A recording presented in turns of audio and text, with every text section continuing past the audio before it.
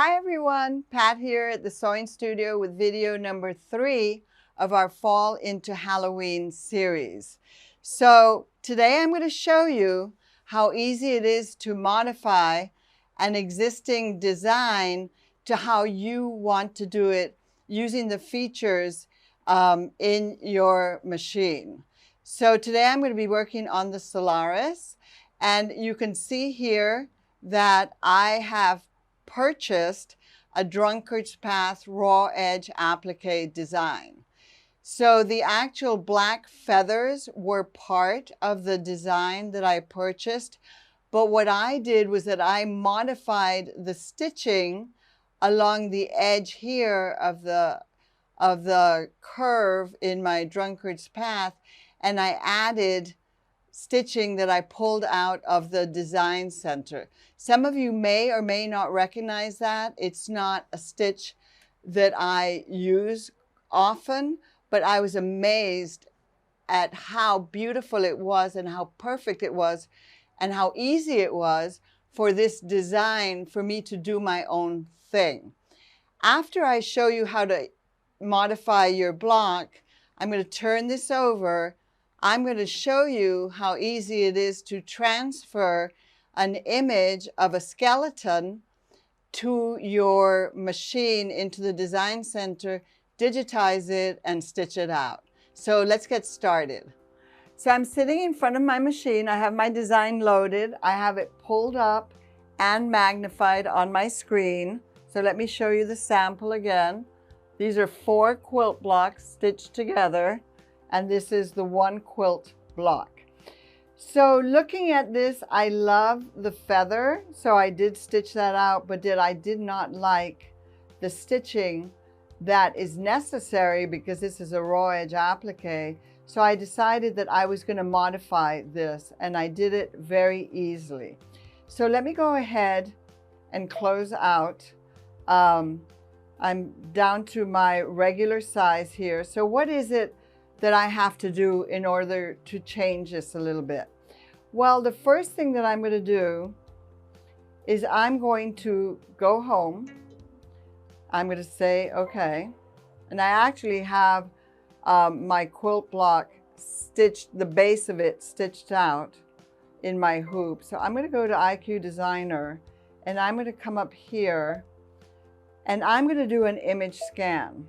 And then I'm going to touch scan. So what this is going to do with the camera is that it's going to take a picture of what's in my hoop and bring the image up onto my screen so that I can embellish or add the stitching that I want to add.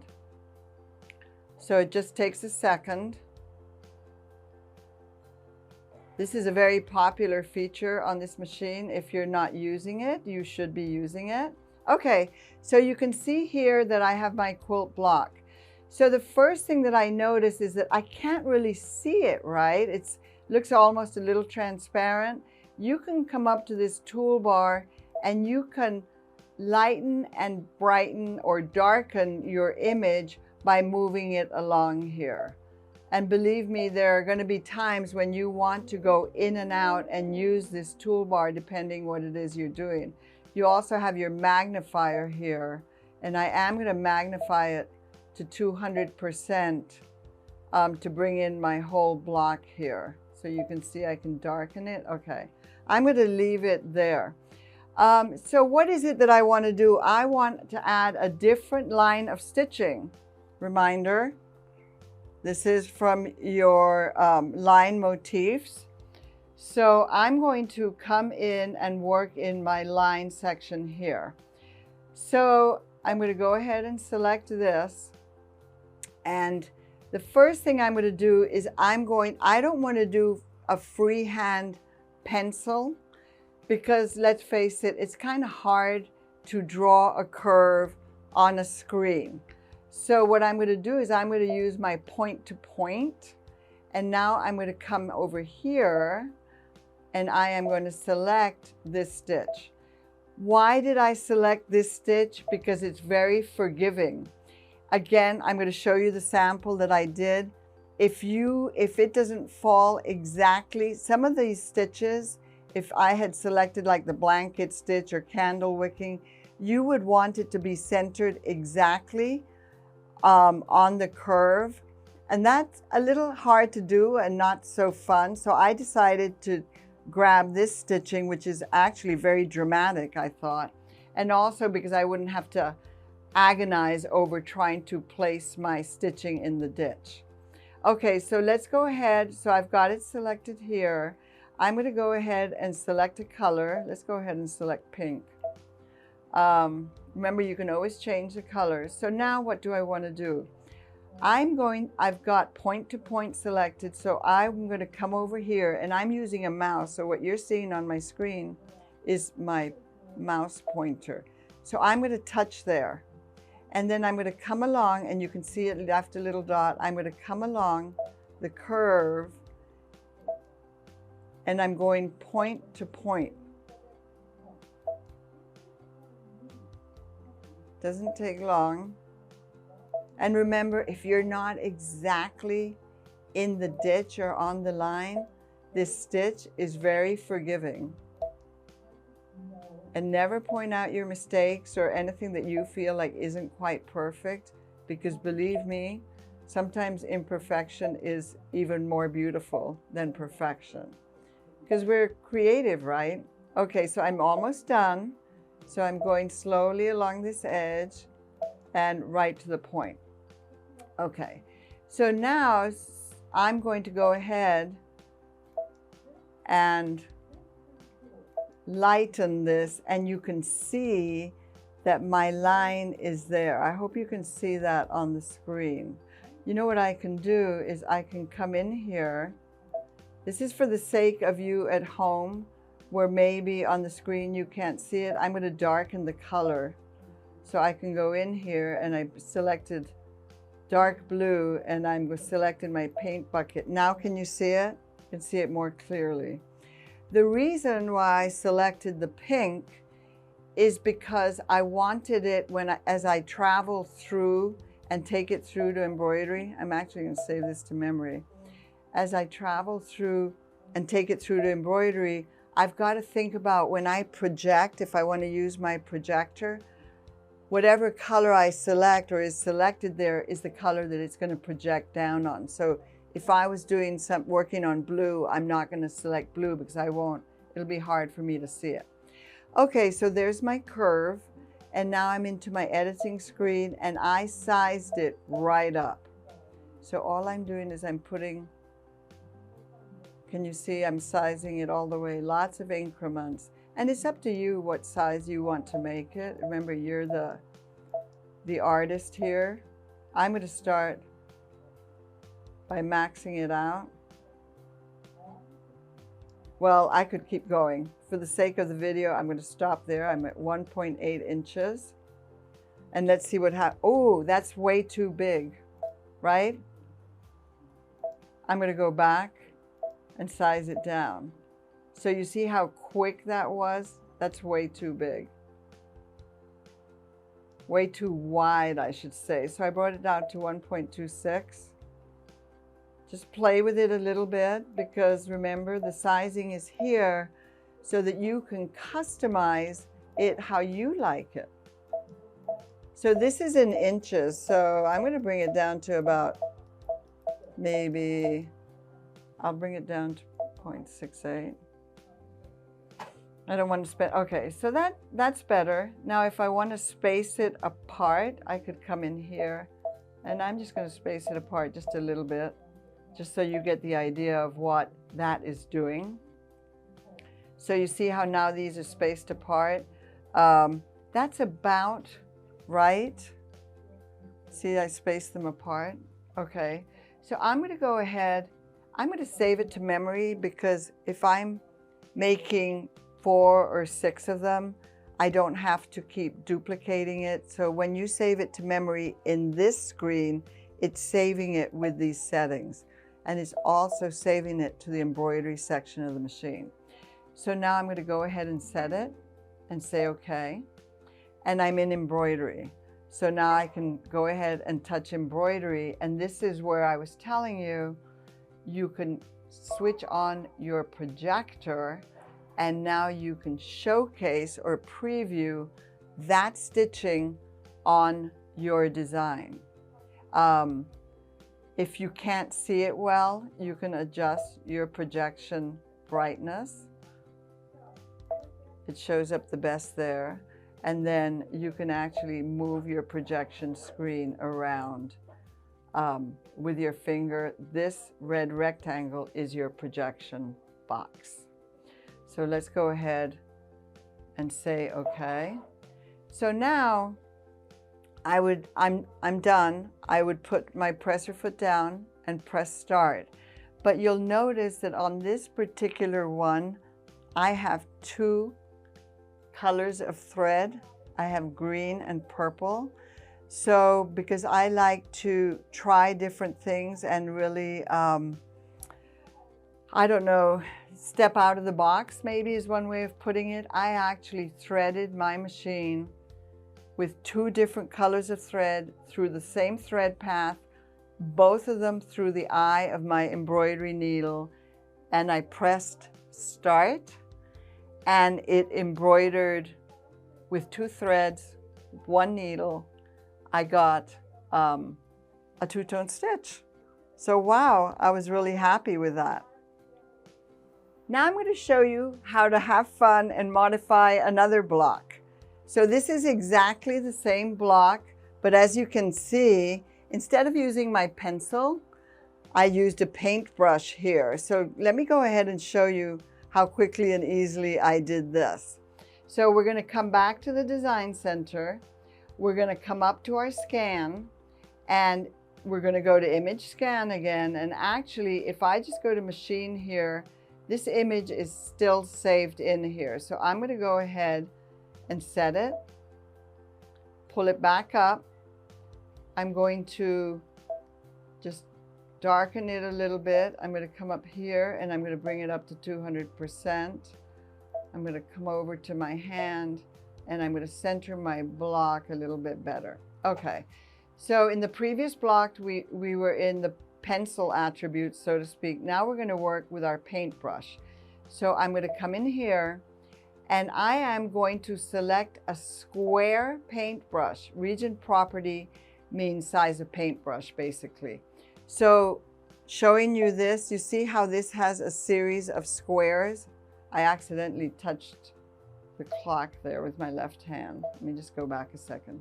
Okay, so when I come in here, I'm going to select a square paintbrush and I am going to size it up. And if you look over here, this is the actual size of the paintbrush as you're sizing it up. And it has lots and lots of increments. I think I'm going to bring it up to, I think I brought it up to about 60. Again, you can play with it, make it whatever size you like. I'll bring it up to 60 and I'm going to say, okay. So now my paintbrush, if it's not selected, you need to select it. So now when I touch here, I'm going to come over to the edge and I'm going to touch the edge. You see what I just did? Now the edge of my square isn't close enough to here, so this is my undo. So just take you a second. I want it a little closer.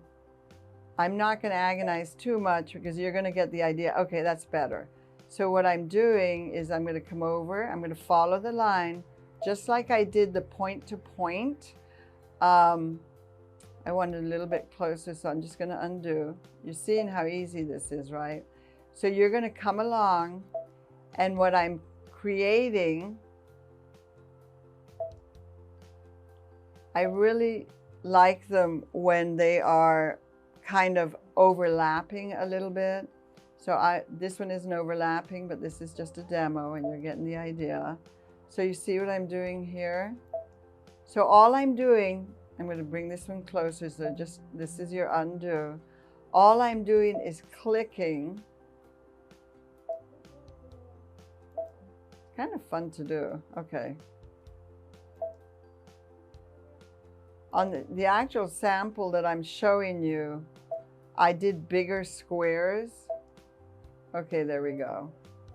And again, play with this. You know, maybe if you were to select the round paintbrush, you would get dots. Okay, so now I've got the mouth, what I would call the mouth, covered. So I'm going to go back in here and I'm going to create the eyes. So I'm going to come back in here and I'm going to switch over to circle. Over here, I'm going to change the color. It's important that you change the color because what you're doing is creating a color stop. So I'm going to try to just kind of eyeball where do I want the eyes, and I'm going to click. Can you see that? I'm going to lighten it a little bit so you can see, and then if I want another eye over here, I can do that. If I decide, you know what, I want a bigger eye. Can you see how fun it is to play with this? I want it bigger. I'm going to make my eye a little bit bigger. And remember too that whatever color I'm selecting right now here is the color it's going to project down on. Okay, so I made a little bit bigger, click, and now I've got my eye. If you wanted to create a nose, if you wanted the nose to be a little bit smaller, you could go back and forth. I didn't put a nose on mine. So that's how easily I did that, and look at what fun that is to do. So remember to come into the Design Center, use your image scan and play with it because some of these are very quick and easy. So now I'm going to show you how to send over an image to my machine using the IQ Positioning app. So this is the image that I have sent over to the machine of a dancing skeleton. I thought that was pretty cute. So let's go ahead and come over here. I'm going to go into my IQ Designer because remember, when you send an image over that you want to digitize, it's going to do it in your IQ Designer. So I'm going to come in here and then I'm going to come up to my little leaf here and my three options open up. So where I'm going to go is to my illustration design. And I sent the image over via Wi-Fi. So I'm going to open up my Wi-Fi and I am going to, there's two images in here. I'm going to open up the last one that got sent over using the app. And there it is. Super easy. So let's go ahead and set it. Okay, so now what have I got? I've got my little dancing skeleton. If I wanted to crop it a little bit, I could do that, but I'm just going to leave it alone. Okay, so by default, it selects 10, maximum number of colors, 10. You can go up to 15, and I believe you can go down to 2 or 3, but we're going to take a look at that. So this is a section of the machine that I really encourage you to play with because you can get some really, really fun and cool results out of this. So what I'm going to do is, my skeleton doesn't have 10 colors, right? It basically has 2 or 3, maybe, some shading there. So what I'm going to do is I'm going to lessen the amount of colors that it tries to assign to my image down to 3. And I'm going to say, okay. And when you see that little wheel turning, it's thinking, it's working, I should say. It's not just thinking, it's also working.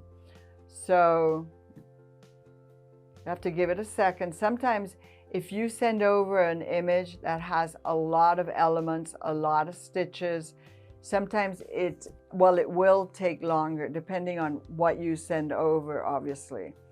Okay, so what have I got here? First of all, let me just show you this top bar here. I can magnify it if I want. Oh, I often use my magnifier. This is the result view, and if you click on this tab, it's the original view. So this is the result. So you can toggle back and forth and compare, and actually it looks really good. If I was bringing over an image that had, or a design that had more colors than this, and I don't like my result, you could you could come over here and keep bringing your number up and down. You could take it to 4 and say, you know, try that, take it to 5, take it to 6. If you don't like the results, so be it. Sometimes it just can't digitize that, but often I get very good results. And I happen to think that this is a good result. So I'm going to go ahead and set it. Remember, bottom right of your screen, you're moving forward. So look at what I've got. So when I set it, it brings it in to my canvas kind of workspace in the IQ design section of the machine. Again, if you want to magnify it and check your work, you can do that. You can pan and scroll around. There may be some little marks or something that you want to get rid of. But the other thing that you can also do is that if you want to change the color, you could change the color. So remember, you've got your tools over here that you can use. But in this particular video, I'm trying to keep it very simple, kind of getting you started on something. So we're just going to leave it as is. If you want to put it into the memory of the machine, you could select, put it into the memory. But I'm going to touch next. So this is my editing screen, and this is where you can toggle through the elements of your design that you brought in. So this whole design is pretty much a solid fill, right? I don't have any roses or leaves or anything like that in there.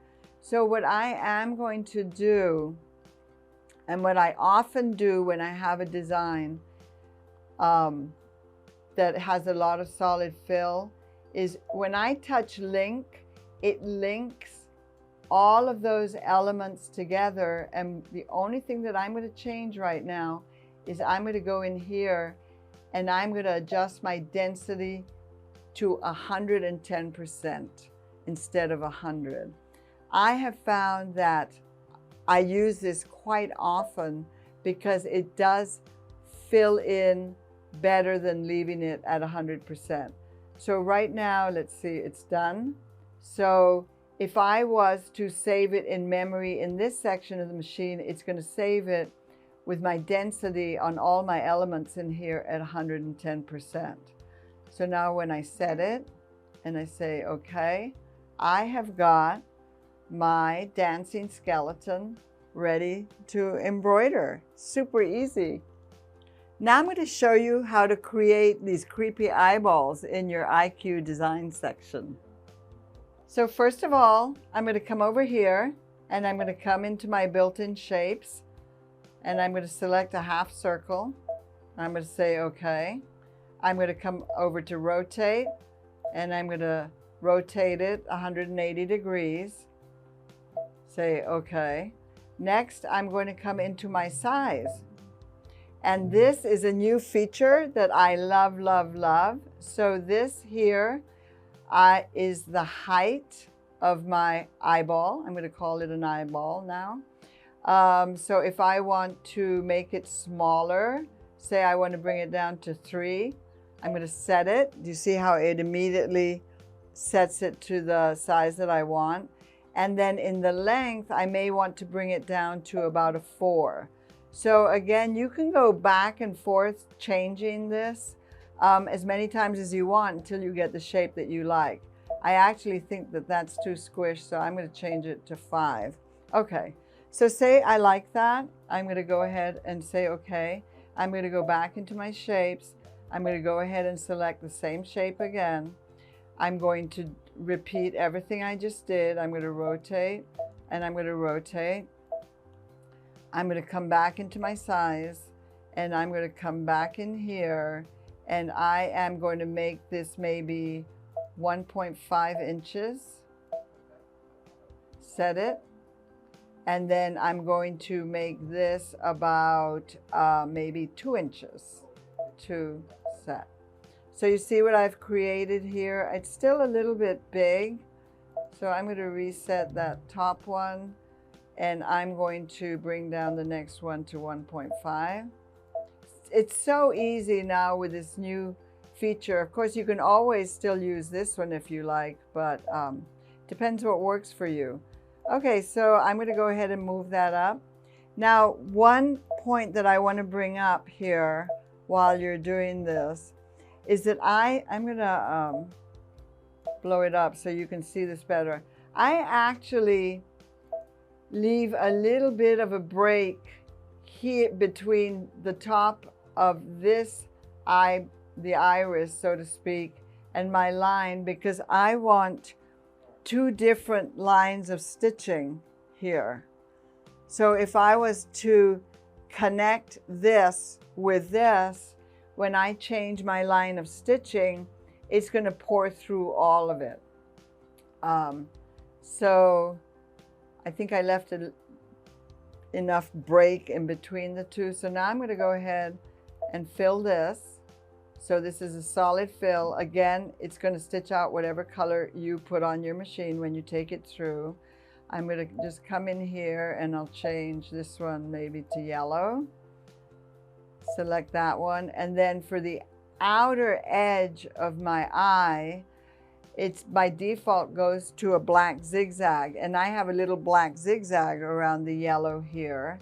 So I'm going to, that already is assigned actually, but if you wanted to assign another line of, or a different line of stitching, that's how you would do it. Now you notice that when I go into my line attributes, the area fill becomes more transparent. The machine knows that I'm working in my line section, so it kind of backs off my fill a little bit. So now I'm going to come in here because I want to change the stitching. I selected this one and then select a different color. Don't agonize over the color because it doesn't really matter. So now I've got green. It actually looks like grass.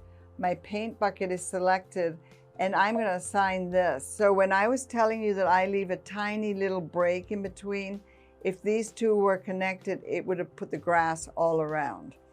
Okay, so you can save it to memory if you like. Save it to the memory of the machine. Touch next. And it's working. Let me magnify it so you can see what we just did.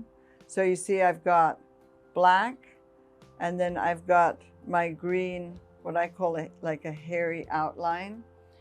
I'm going to connect my elements. I'm going to come in here. I'm going to adjust the density to 110%. I'm going to quickly toggle through my other elements and I can do that here.